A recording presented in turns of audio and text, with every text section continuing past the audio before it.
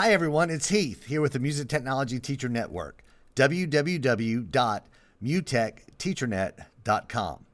And if you're coming back for the second part of the video, where the first one we talked about how to, if you're using the Launchpad Mini or any of the other Launchpad models in your music technology classrooms, how you can manage those devices, make sure that you keep track of them, and get them distributed to your students. In this second part of the video, I'm going to talk about actually how you're going to implement those devices in the classroom and how you can share and students can upload the custom layouts and some of the other really cool features of the Launchpad. So thanks for coming back for part two. I hope this is really helpful. And so let's take a look at how we're going to use these in the classroom.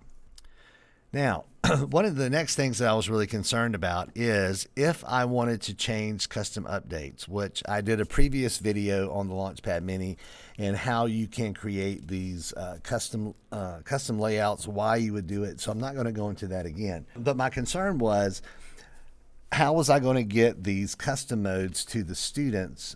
Would I have to set up individual student accounts for the components website?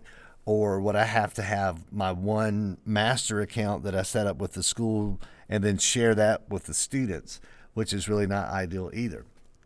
But what I discovered in this process is really, really cool, is that the students, or if you're in the components website with Launchpad, you don't even have to be logged in to an account.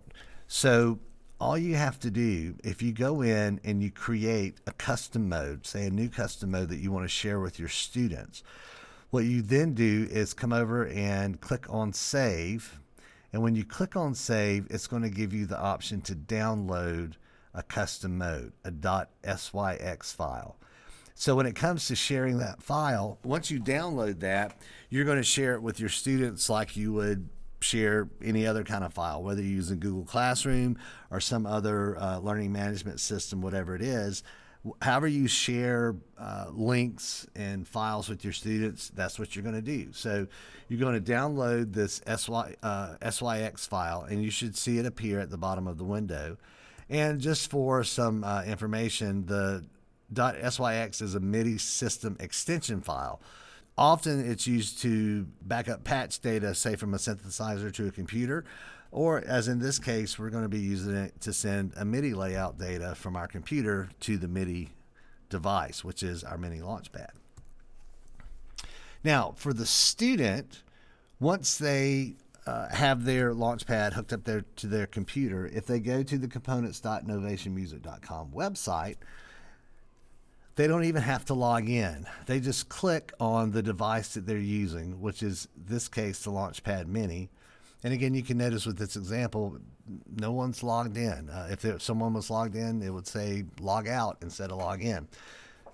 So from there, they just click on Launchpad Mini, and the website is going to recognize that there's a Launchpad Mini plugged into the computer. So from there, all the student has to do is click on Upload Custom Mode.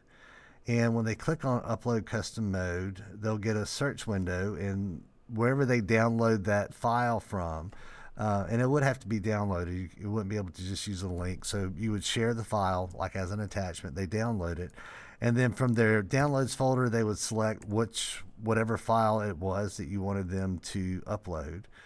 And once they click on that file, they'll see the window again asking them what slot to put it in, and to overwrite the custom mode. So if you just give them the instructions on, make sure they click on 3 and overwrite custom mode, it's then going to upload that new custom mode to their computer, and voila, you can share custom modes with your students that way, and it's pretty easy peasy.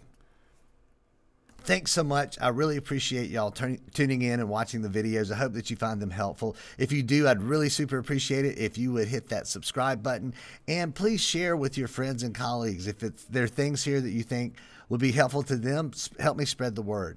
So more subscribers really helps keep the channel going, and always really encourages me. It's exciting to me when I get feedback from people that these videos are helping them share the joy of creating music with their students. So until next time, I wish you the very best of luck with your school year as you share the joy of creating music with your students. This has been Heath with the Music Technology Network. Advocate, support, inspire, and create.